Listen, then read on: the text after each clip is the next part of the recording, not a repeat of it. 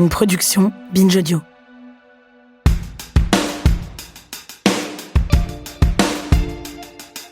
Beaucoup d'écrivains rêvent de marquer leur époque, de laisser une trace, que leurs écrits soient lus, relus à travers le temps et deviennent des références, des classiques. Rares sont ceux qui y parviennent, et il arrive que certains entrent dans cette forme de postérité, mais pour des raisons qui n'ont pas grand-chose à voir avec la littérature, mais plutôt avec la politique. C'est comme ça qu'un roman français paru en 1973 dans une relative indifférence est devenu en 50 ans le livre de chevet de l'extrême droite en France, mais pas que.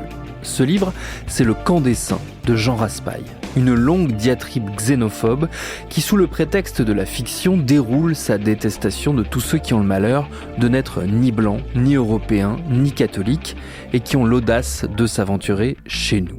Un texte odieux qui sert aujourd'hui de Bible, aussi bien aux identitaires obsédés par le grand remplacement qu'aux idéologues trumpistes lancés dans la chasse aux immigrés clandestins. Comment et pourquoi ce livre connaît-il ce destin particulier ? C'est ce qu'on va se demander dans cet épisode. Je suis Thomas Rozek et vous écoutez Programme B.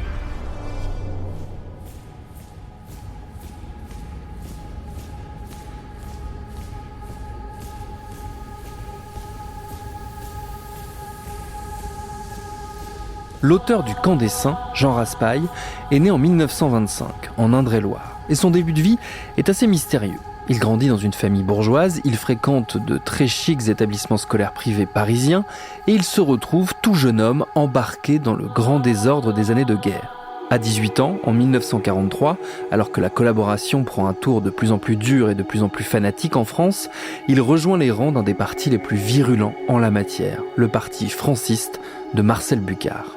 Je suis prêt à donner au président Laval tous les miliciens dont je dispose pour aider à la répression du terrorisme.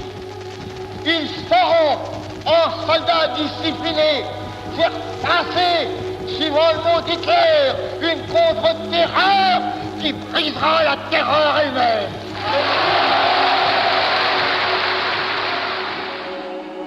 Calqué sur le modèle du parti fasciste italien, le mouvement sera bien loin d'être massif et restera un second couteau de la collaboration dont il est cependant un fervent partisan à l'antisémitisme et à l'anticommunisme acharné. Raspail dira des décennies plus tard à l'un de ses biographes avoir suivi bêtement ses copains de l'époque et ne pas savoir vraiment ce qui avait guidé cet engagement dans les rangs fascistes de Bucquart. Ce dernier finira fusillé à la Libération.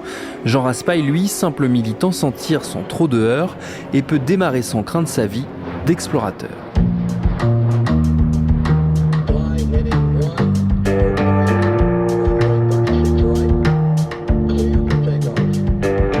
En effet, pendant une vingtaine d'années, il parcourt la planète. Il s'imagine déjà en romancier et commence à s'exercer au récit de ses périples. Fasciné par les écrivains voyageurs, il fait le récit de ses propres expéditions. En Alaska, en Terre de Feu, en Amérique du Sud.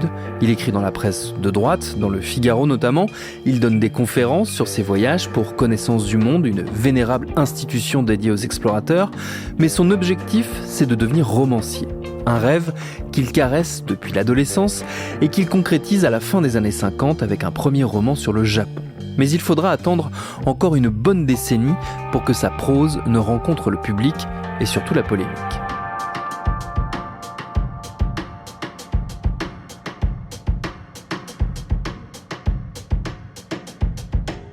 Nous sommes alors en 1973 et le monde littéraire bruisse d'un petit vent de scandale comme il aime souvent s'en faire l'écho. La raison de cette agitation, qui certes reste quand même globalement circonscrite au milieu spécialisé, c'est Jean Raspail, et plus précisément son nouveau roman, Le Camp des Saints. Édité chez Robert Laffont, son titre est en soi tout un programme puisque c'est une référence à la Bible, plus précisément à l'Apocalypse.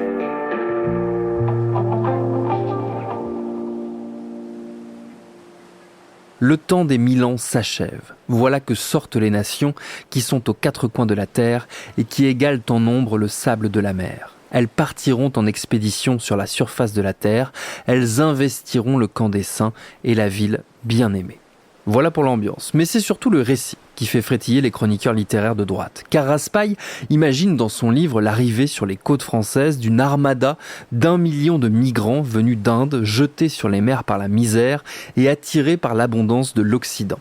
Tiraillés entre la peur de l'étranger et leurs bons sentiments chrétiens, les Français les accueillent et s'en mordent vite les doigts. Les envahisseurs, puisque c'est bien de ça qu'il s'agit, violent, pillent, tuent et entraînent dans leur sillage tous les immigrés du pays, trop contents de pouvoir faire un sort aux Blancs. Ces derniers, trop faibles, se laissent quasiment faire, à l'exception de quelques valeureux résistants qui prennent les armes pour défendre leur chère vieille Europe et forment ainsi le fameux camp des saints qu'évoque le titre. Je suis quand même parti d'un fait qui est éclatant, quelle que soit l'opinion que l'on puisse avoir, la générosité ou l'humanisme que l'on a, et à mon avis tout homme est plus ou moins généreux d'ailleurs, il est lâche, mais il est très souvent généreux. Je suis parti quand même de ce fait que le déséquilibre devient absolument,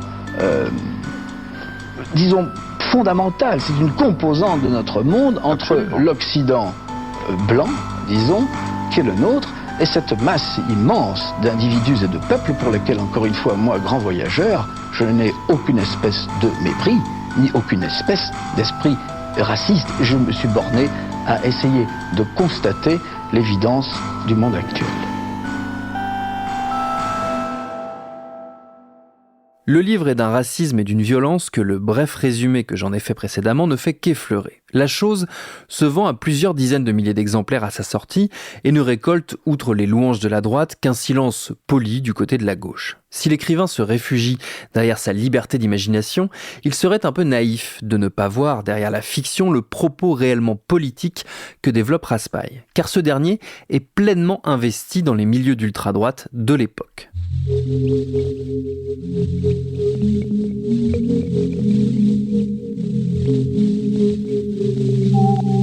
Il faut se remettre en tête qu'en ce début des années 70, l'extrême droite est en pleine recomposition. Les 20 premières années d'après-guerre, elle les a passées dans la marginalité la plus totale, excommuniée du champ politique par la participation de ses chefs à la collaboration avec l'Allemagne nazie durant l'occupation. Après quelques tentatives pour se rassembler, notamment au moment de la guerre d'indépendance algérienne, qui pour toute une nouvelle génération est un moment de ralliement, elle aborde les années 70 avec l'idée de redevenir potentiellement une force pouvant s'inviter dans les scrutins électoraux. Autour de groupuscules néofascistes comme Ordre Nouveau, les anciens de la collaboration et les nouveaux venus issus des mouvements pro-Algérie française cherchent à mettre sur pied un parti pouvant rassembler toutes les familles de l'extrême droite. Ce sera le Front National. Dans la perspective des élections législatives en France, plusieurs mouvements d'extrême droite se sont regroupés. Et c'est ce Front National, comme il s'appelle, qui a tenu hier soir à la Mutualité à Paris son premier meeting. Vos affiches, par leur graphisme, par le slogan, ressemblent à celles du MSI des néofascistes italiens. Que faut-il en déduire ? Je crois qu'il ne faut pas tirer de conclusion de ces graphismes identiques. Nous avons utilisé cette flamme tricolore parce qu'elle nous paraît la plus jolie qu'il y avait sur le marché graphique, si vous voulez. Son congrès fondateur se tient en 1972 et ses concepteurs réfléchissent au profil de celui qui aura la tâche de les représenter. Ils choisissent de faire appel à un ancien député de la 4e République, un vétéran des mouvements poujadistes, ancien directeur de campagne du candidat d'extrême droite Jean-Louis Tixier-Vignancourt, un certain Jean-Marie Le Pen.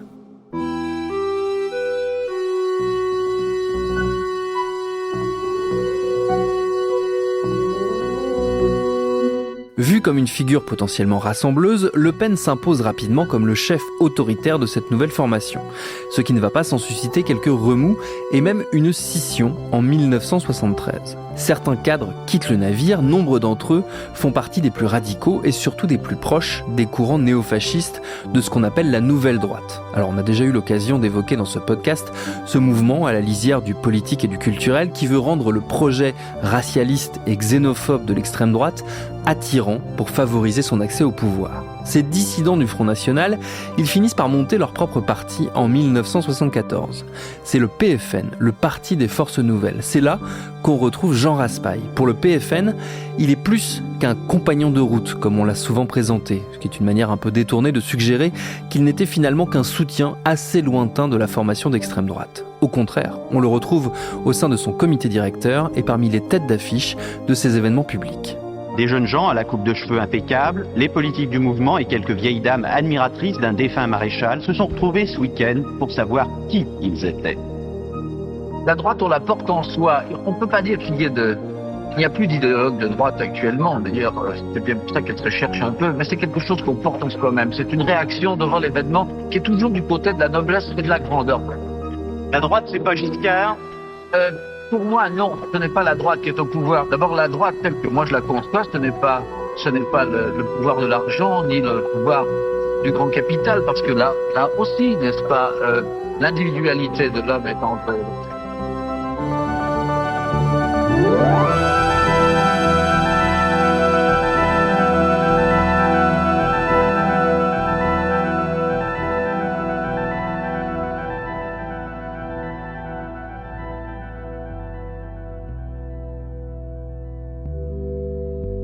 Raspail est donc pleinement investi dans cette extrême droite racialiste et xénophobe qui veut se convertir en force politique. Et son idée d'une potentielle submersion migratoire qui engloutirait l'Europe ne vient pas de nulle part. Déjà, quelques années avant la sortie du camp des Saints, Raspail imaginait dans une chronique publiée dans le Figaro l'arrivée en masse de hordes de miséreux en quête de, je cite, « un monde meilleur, celui où le lait coule à flot et où les gens sont aussi gras que leurs bêtes, l'Occident ».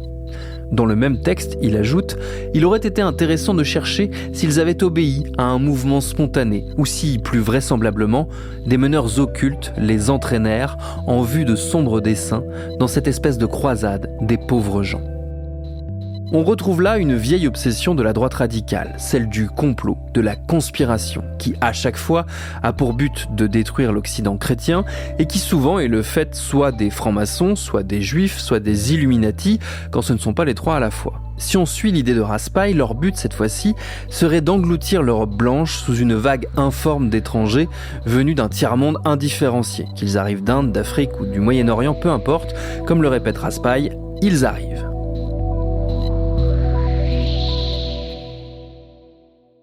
Raspail, d'ailleurs, n'est pas le seul, à cette époque, à agiter la menace venue de l'étranger. Au sein de l'extrême droite, c'est un motif récurrent et c'est aussi un potentiel produit d'appel électoral. C'est notamment la ligne que défend l'un des plus virulents et des plus influents membres de la droite radicale des années 70, François Duprat. Sur ce néo-nazi au parcours douteux, il y aurait de quoi faire des épisodes entiers. On se contentera ici de dire qu'il a d'une part été l'un des architectes du Front National et un très proche collaborateur de Jean-Marie Le Pen, dont il fut le numéro 2. C'est aussi et surtout un doctrinaire, un homme qui écrit et façonne la pensée de l'extrême droite de l'époque. Et sur la question de l'immigration, ses opinions sont tout à fait claires. Dans ses textes, il est question du génocide dont serait victime le peuple français, menacé d'extinction tant par l'immigration que par les politiques sociétales de l'époque, à savoir la libéralisation de l'avortement et de la contraception. Duprat va d'ailleurs convaincre Le Pen de jouer à fond la carte de la xénophobie en imaginant l'un des premiers slogans choc du FN « 1 million de chômeurs, c'est 1 million d'immigrés de trop ».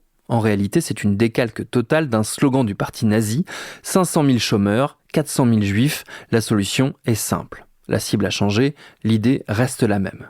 Duprat n'aura pas le temps de voir les fruits de son travail et les succès du FN à partir des années 80, puisqu'il meurt dans un attentat à la voiture piégée en 1978. Il n'empêche, sa vision de la société rejoint pleinement celle de Raspail qui, pour sa part, est devenu un petit phénomène dans les milieux d'ultra-droite. On s'y repasse le camp des Saints comme un texte interdit, ce qu'il n'a jamais été, dont la brûlante vision d'avenir serait trop douloureusement juste pour les esprits chagrins et bien pensants qui noyautent les médias et le monde politique.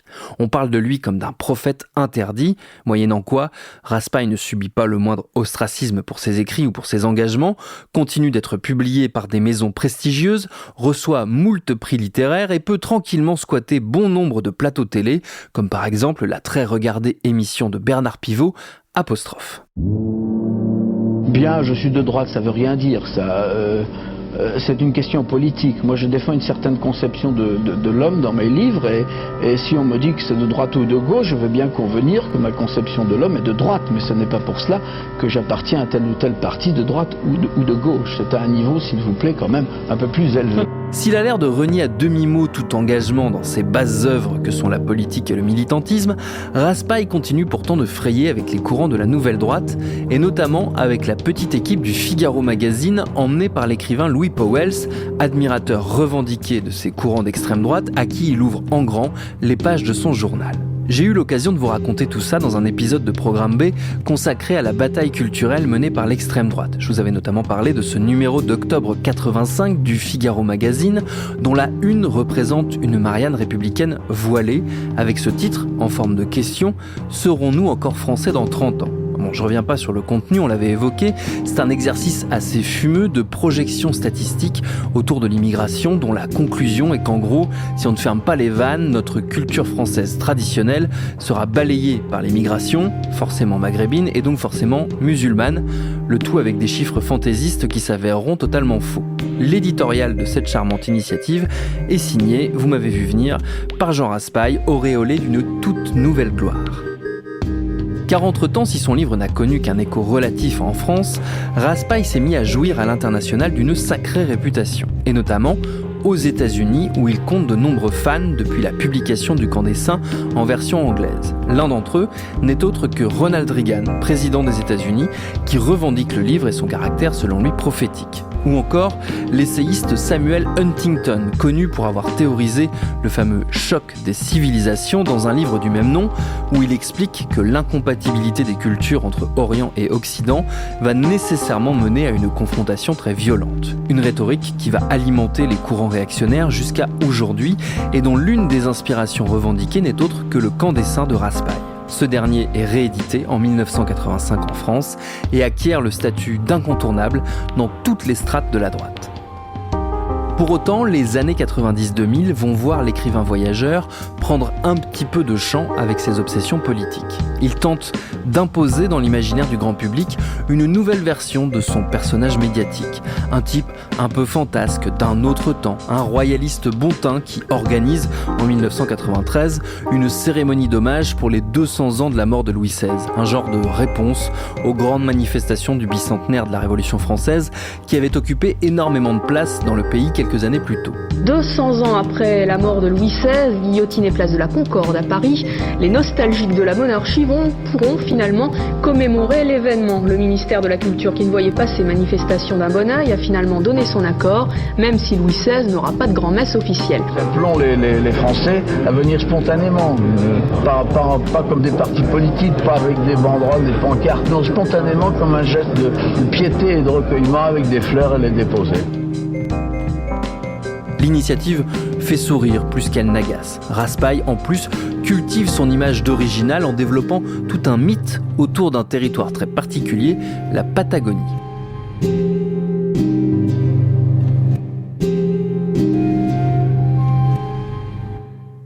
Cette région sud-américaine, à cheval entre l'Argentine et le Chili, a été le théâtre d'une affaire très étrange dans les années 1860. Un Français, Antoine de Tounens, tombé en amour avec l'endroit et son peuple, les Mapuches, se proclame roi de Patagonie et décide de l'indépendance de la région. Évidemment, ça ne se passe pas très bien et il termine dans les geôles chiliennes avant d'être expulsé vers la France. Il tentera plusieurs fois de revenir pour reconquérir son trône, sans succès.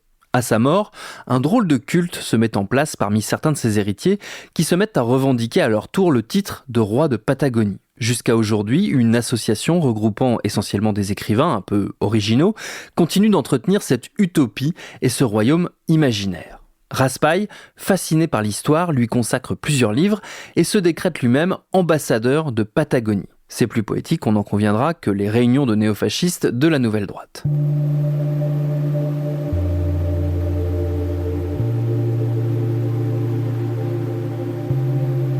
À l'orée des années 2000, Raspail a un autre objectif en vue, l'Académie française. Lui qui fantasme les ordres anciens, le faste et les ors des régimes du passé, il se verrait bien en tenue d'immortel avec un sabre et un bicorne à plancher sur l'interminable conception du dictionnaire sous la coupole majestueuse de l'Institut de France. Et ça tombe bien, un fauteuil vient de se libérer. Jean Guiton, titulaire du fauteuil numéro 10 de l'Académie, a rendu l'âme en mars 1999. Pétainiste revendiqué, proche des milieux catholiques ultra-conservateurs, il avait parfaitement préparé le terrain pour un personnage comme Raspail. Celui-ci présente donc sa candidature. Hélas pour lui, il manque le coche de très peu, récoltant 11 voix aux 3 tours de l'élection, là où 15 lui auraient permis d'être élu. Il voit s'envoler son rêve d'académicien et la respectabilité totale qui allait avec. Il peut alors reconnecter, sans regret, avec sa famille idéologique de cœur, l'extrême droite. Il le fait notamment via la publication d'une nouvelle édition du Camp des Saints en 2011, toujours chez Robert Laffont. Le livre ressort assorti d'une préface de l'auteur, un texte baptisé Big Other, un clin d'œil au Big Brother d'Orwell, dont le contenu, aussi étonnant que ça puisse paraître, est encore plus raciste que le texte du roman originel. Le grand autre dont parle Raspail, c'est l'idéologie qu'il semble percevoir chez les mouvements progressistes, obsédés par leurs soucis humanistes au point d'accepter que la France éternelle disparaisse. Dans son texte, il se répand et étale le mépris que lui inspire, je cite, « toutes ces associations de droit à ceci, à cela, toutes ces ligues, ces sociétés de pensée, ces officines subventionnées, ces réseaux de manipulateurs infiltrés dans tous les rouages de l'État, ces pétitionnaires machinaux, ces médias si correctement consensuels et tous ces intelligents qui, jour après jour, inoculent leurs discours corrosifs dans le subconscient de la nation française. »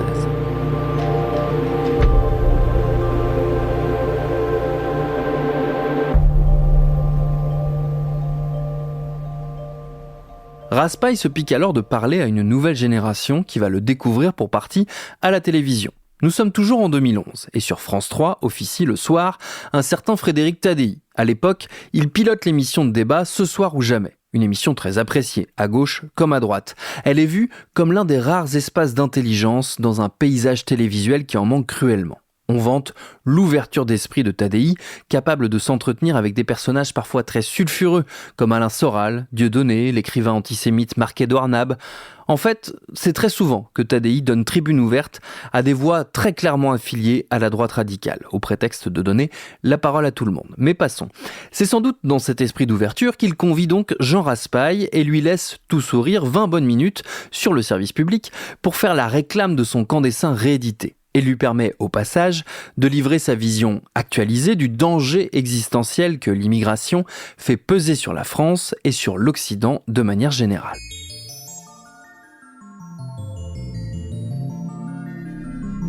En 2050, vous aurez la solution. 2050, environ 45-55, dans la grande majorité des zones urbanisées de France.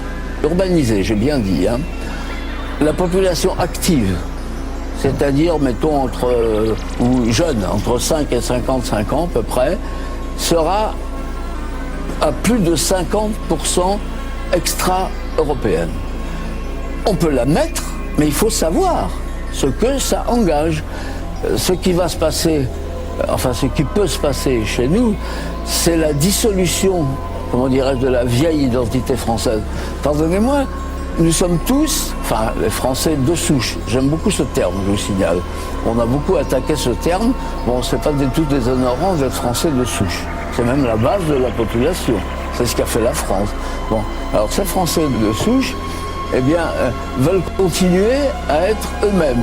Et à partir du moment où on ouvre les vannes, alors il y a des mouvements innombrables de mélange, de tout genre, qui font que nous ne serons plus nous-mêmes. Et ça, le tournant étant 2045-2050.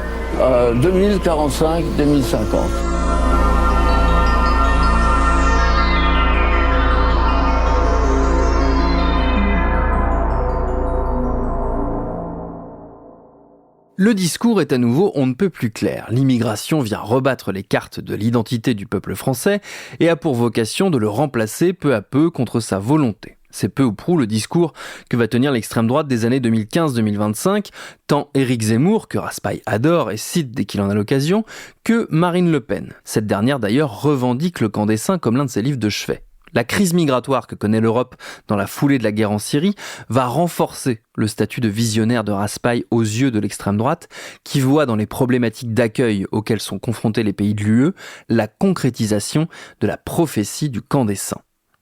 D'ailleurs, les principaux propagateurs de ce qu'on appelle désormais la théorie du grand remplacement ne s'y trompent pas. Renaud Camus, qui est pour beaucoup dans la popularisation de cette idée qu'il existerait un grand plan mijoté par les élites mondiales pour faire disparaître le peuple européen originel, va même dédier son essai baptisé Le Grand Remplacement à Jean Raspail. Dans ses textes, Camus ne fait que reprendre les grands thèmes développés par l'écrivain 40 ans plus tôt, et il distille les mêmes sous-entendus quant au complot généralisé alliant les idéologues humanistes à la finance internationale.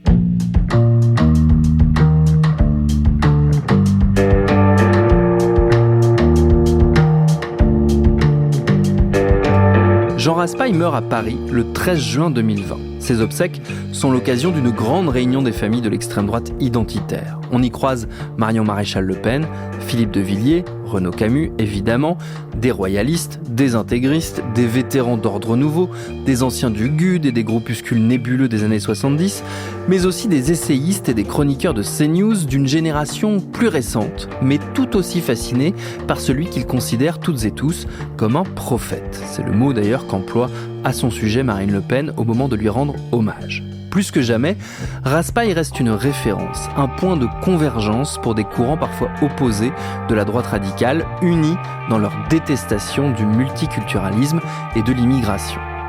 De l'autre côté de l'Atlantique, chez les ultra-réactionnaires trumpistes, on revendique également avec beaucoup de vigueur l'héritage de Raspail. Un long papier signé Olivier Faye dans Le Monde en mars 2026 décrit à quel point le camp des saints est considéré dans ces milieux comme un ouvrage essentiel. De Steve Bannon, l'ancienne éminence grise du premier mandat de Trump, à l'actuel chef de l'administration Stephen Miller, en passant par toute une armada de militants suprémacistes blancs, tous ont pour le livre une fascination totale et s'en font les promoteurs acharnés. Ils s'en servent également comme justification pour leur politique ultra-violente et ultra-raciste envers les immigrés. Raspail, qui rêvait de distinction et de décoration, qui se fantasmait en consul d'un royaume fantoche, aurait à juste titre pu prétendre au soir de sa vie à un autre titre honorifique, celui d'ambassadeur plénipotentiaire de l'international xénophobe. On a les honneurs qu'on mérite. Merci à Mathieu Thévenon qui a réalisé cet épisode et à Charlotte Bex qui l'a préparé.